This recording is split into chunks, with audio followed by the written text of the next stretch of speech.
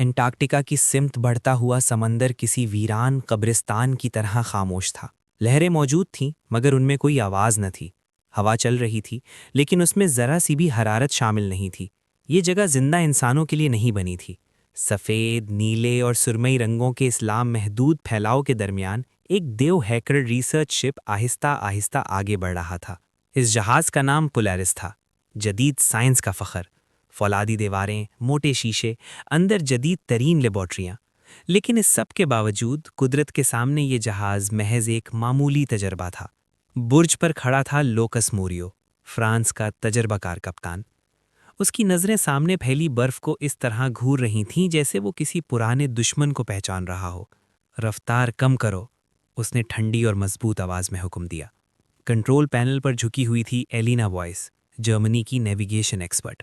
अगर और कम की तो हम आइस फील्ड के बीच फंस जाएंगे, उसने जवाब दिया। लोकस ने कोई जवाब नहीं दिया। उसकी निगाह सामने जमी हुई थी, जहां बर्फ का एक पहाड़ समंदर से यूं उभरा हुआ था जैसे जमीन ने अपना दिल बाहर निकाल दिया हो। ये कोई आम आइसबर्ग नहीं था, बल्कि एक मेगा आइस माउंटेन था, सैकड़ों मीटर बुलंद, और उसकी बुनियाद समंदर की गहराइयों में गायब। जहाज के अंदर रिसर्च लैब में मार्टिन केलर डेटा देख रहा था। स्विस ग्लेशियोलॉजिस्ट के हाथ कांप रहे थे। ये साख्त गैर मुस्तहकिम है, उसने माइक्रोफोन में कहा। इसका अंदरूनी दर्जा हरारत मामूल से ज़्यादा है। उसके पास खड़ी थी सोफिया बियांकी, इटली की क्लाइमेट साइंसदान। इसका मतलब? उसने पूछा। मार्टिन ने थूक निगलते हुए कहा, इसका मतलब है कि ये किसी भी लम्हे टूट सकता है। इंजन रूम में जोनास बर्ग, नॉर्वे का इंजीनियर, मशीनों की आवाज़ें गौर से सुन रहा था। वो जानता था कि मशीनें बोलती नहीं मगर झूठ भी नहीं बोलती। उसने फ़ौरन इंटरकॉम उठाया। बुर्ज, उसने कहा, इंजन पर गैर मामूली दबाव है। नीचे बर्फ की तह मोटी होती जा रही है। लोकस की आवाज़ आई, हम वापस नहीं जा सकते। पोलैरिस आगे बढ़ता रहा। अचानक हवा तेज़ हो गई। आसमान साफ था, फिर भी रोशनी मध्यम होने लगी। समंदर ने करवट बदली। एक जोरदार धमाका हुआ। जहाज़ बुरी तरह हिला। लोग इधर उधर गिर गए। स्क्रीनें झिलमिला उठीं। क्या हुआ? एलिना चीखी। जोनास की आवाज़ कांप रही थी।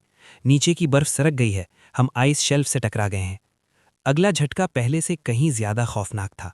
चीखती हुई दहात की आवाज़ गूंजी, जैसे जहाज़ दर्द से कराह रहा हो। पोलैरिस के अगला हिस्सा बर्फ में धंस गया।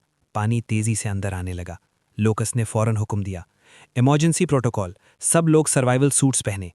लेकिन एंटार्क्टिका में इमरजेंसी का लफ्ज़ बेमानी होता है। बर्फ का पहाड़ टूटने लगा। पहले हल्की सी आवाज़, फिर गरज। पूरा आइस माउंटेन अपनी जगह से सरक रहा था। सोफिया ने खिड़की से बाहर देखा और उसकी सांस रुक गई। ये गिर रहा है, पूरा पहाड़। पोलैरिस के पास भागने का वक्त नहीं था। एक आखिरी जोरदार झटका और जहाज दो हिस्सों में टूट गया। अंधेरा, शदीद सर्दी और फिर खामोशी। जब लोकस को होश आया तो उसकी सांस मुंह से भाप बनकर निकल रही थी। चारों तरफ सफ़ेद मौत फैली हुई थी। पोलैरिस अब समंदर की गहराइयों में दफन हो चुका था। इर्द गिर्द लोग बिखरे पड़े थे, कुछ जिंदा थे, कुछ हमेशा के लिए खामोश। एलिना बर्फ पर बैठी रो रही थी। मार्टिन खून में लथपथ था मगर जिंदा था। जोनास एक टूटे हुए कंटेनर के पास खड़ा था, खामोश। लोकस ने आसमान की तरफ देखा। ये एंटार्क्टिका का आसमान था, नीला, खूबसूरत और बेरहम। उसे उस वक्त मालूम नहीं था कि ये सिर्फ शुरुआत थी। ये कहानी चंद दिनों की नहीं थी।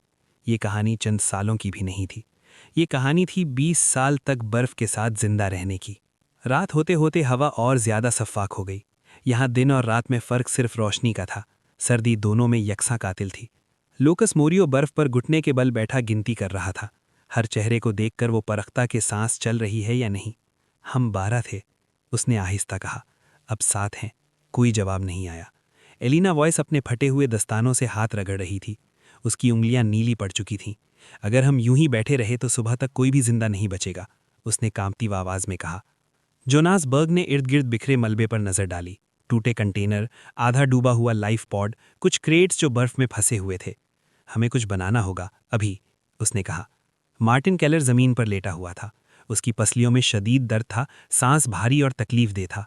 जहाज का मेडिकल क्रेट पीछे नीले कंटेनर में है, उसने कमजोर आवाज में कहा। लोकस ने फौरन सर हिलाया। एलिना मेरे साथ। जोनास, जो भी खुश्क और जलने के काबिल हो इकट्ठा करो। सोफिया बियांकी अब तक खामोश थी। वो टूटे हुए जहाज की तरफ देख रही थी जैसे जानती हो कि असल इम्तिहान अब शुरू होने वाला है। वो जहाज की सिमत देख रही थी जहां पोलैरिस समंदर की गहराइयों में हमेशा के लिए समा चुका था। हम यहाँ मरने नहीं आए थे, हम ज़मीन को बचाने आए थे। लूकस ने उसकी तरफ देखा। उसकी आंखों में थकान थी मगर झूठ नहीं था। तो फिर हमें जिंदा रहना होगा, यही पहला उसूल है। बर्फ काटी गई, लोहे की चादरें निकाली गईं, लाइफ बोट को उल्टा करके एक तर्जे खर्ची छत बनाई गई। जोनास ने कांपते हाथों से तार और बैटरी जोड़ी। एक चिंगारी उठी, फिर दूसरी, और आखिरकार एक छोटी सी आग जल उठी। शोला इतना कमज़ोर था कि लगता था हवा इसे अभी निगल लेगी, मगर वही शोला उन्हें इंसान बनाए हुए था। मार्टिन को दवा दी गई, खून रोका गया मगर दर्द बाकी रहा। रात के साथ दर्जाए हरारत और नीचे गिर गया। एलिना लूकस के पास बैठी। क्या तुम्हें लगता है कोई हमें ढूंढने आएगा? लूकस ने जवाब देने से पहले देर तक आग को देखा। शायद, उसने कहा, लेकिन एंटार्क्टिका में शायद का कोई मतलब नहीं होता। दूसरा दिन बगैर सूरज के आया, सिर्फ सफ़ेद धुंध। भूख ने दरवाज़ा खटखटाया। खाने के नाम पर 3 एनर्जी बार और चंद खुश्क फूड पैकेट। 7 लोगों के लिए ये किसी मजाक से कम न था। सोफिया ने बर्फ से ढकी ज़मीन को देखा। अगर हम समंदर तक पहुंच जाएं, उसने कहा, तो शायद मछली मिल जाए। जोनस हंसा नहीं। शायद उससे पहले समंदर हमें खा जाए। फिर भी वो निकल पड़े। हर कदम पर बर्फ चरचराती, हर आवाज़ खौफ जगाती। दूर एक स्याह सील नजर आई। एलिडा की आंखों में उम्मीद चमकी। हम उसे जुमला मुकम्मल होने से पहले ही एक दरार खुल गई। रुको, मार्टिन चीखा, मगर देर हो चुकी थी। लूकस का पांव फिसला। वो बर्फ की दरार में आधा लटक गया। नीचे अंधेरा था और पानी की गूंजती आवाज़। जोनस ने उसे पकड़ा। एलिना ने दूसरा हाथ थामा। सांसें रुक गईं, पट्टे चलने लगे। आखिरकार लूकस को ऊपर खींच लिया गया। वो जमीन पर गिर पड़ा, हंस रहा था, शायद रो भी रहा था। ये जगह हमें नहीं चाहती, उसने कहा। इसी दिन पहली मौत हुई। एक नौजवान रिसर्च असिस्टेंट, जिसका नाम किसी ने जोर से नहीं लिया। नींद में सर्दी जीत गई। न कोई चीख, न कोई जद्दोजहद, बस सांस रुक गई। उसे बर्फ में दफन किया गया। नाम याद रखा गया। उस रात आग के पास बैठे हुए सोफिया ने आहिस्ता कहा, अगर हम यहाँ से न निकले तो ये जगह हमें बदल देगी। लूकस ने जवाब दिया, या हम इसे। वो खुद भी नहीं जानते थे कि ये जद्दोजहद हफ्तों की नहीं थी, महीनों की भी नहीं। ये जद्दोजहद सालों की थी, और हर साल एंटार्क्टिका कुछ न कुछ छीनने वाली थी। पहले साल की सर्दी किसी अंजाम की तरह नहीं आई। वो आहिस्ता आहिस्ता रेंगती हुई आई, जैसे कोई शिकारी शिकार को थकाना चाहता हो। आरजी शेल्टर अब मुस्तकिल शक्ल इख्तियार कर चुका था। टूटे कंटेनर्स, जहाज की दीवारें और बर्फ की ईंटें, एक ऐसा ढांचा जिसे वो घर कहने लगे थे। घर, एक ऐसा लफ्ज जो यहाँ झूठ लगता था। लूकस मोरो अब कम बोलता था। उसके बालों में सफ़ेदी उतर आई थी और आंखों में मुस्तकिल चौकन्नापन। एलिना वोस ने नेविगेशन के आलात से एक कैलेंडर बनाया। हर दिन एक खराश। पहले साल में 365 खराशें। जोनसबर्ग ने शिकार सीख लिया था, सील और पेंगुइन। भूख अखलाकियात से ज़्यादा तेज़ निकली। पहली बार जब उसने जान ली, उसके हाथ कांपते हुए बर्फ में धंस गए थे। मुझे माफ़ करना, उसने लाश से कहा था। सोफिया बियांकी बदल चुकी थीं। वो अब डेटा नहीं लिखती थीं। वो दीवारों पर कहानियां लिखती थीं, कोयले से बनी कहानियां जो उन्हें इंसान बनाए रखती। मार्टिन केलर की चोट कभी ठीक नहीं हुई। वो लंगड़ा कर चलता था, मगर उसका दिमाग और तेज हो गया था। हम यहाँ मरेंगे नहीं, हम यहाँ इर्तिका करेंगे। 5वां साल आया। न कोई रेस्क्यू, न कोई सिग्नल। रेडियो पर सिर्फ शोर। छठे साल एलिना रोई नहीं। उसने रोना छोड़ दिया था। मैं अब आवाज़ नहीं निकाल सकती, उसने एक दिन कहा, जैसे जिस्म ने फैसला कर लिया हो कि आवाज़ बेकार है। 10वें साल उन्होंने अपने नाम बदल दिए। नए नाम नहीं, नए मायने। लूकस अब की आदत नहीं था, वो सिमत था। जोनस अब शिकारी नहीं था, वो रसद था। एलिना अब नेविगेटर नहीं थी, वो याददाश्त थी। सोफिया अब साइंटिस्ट नहीं थी, वो इंसानियत थी। मार्टिन, वो प्लान था। 12वें साल एक बच्चा पैदा हुआ। एंटार्क्टिका में पहली चीख। सर्दी ने उसे नहीं मारा, भूख ने नहीं, वो जिंदा रहा।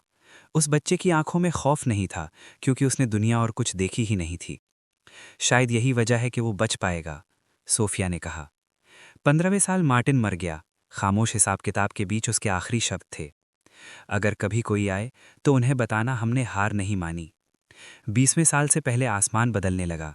पहली बार आफाक पर धुएं की एक लकीर नमूदार हुई। लूकस ने कांपते हाथों से दूरबीन उठाई। ये धुआं नहीं है, उसने कहा।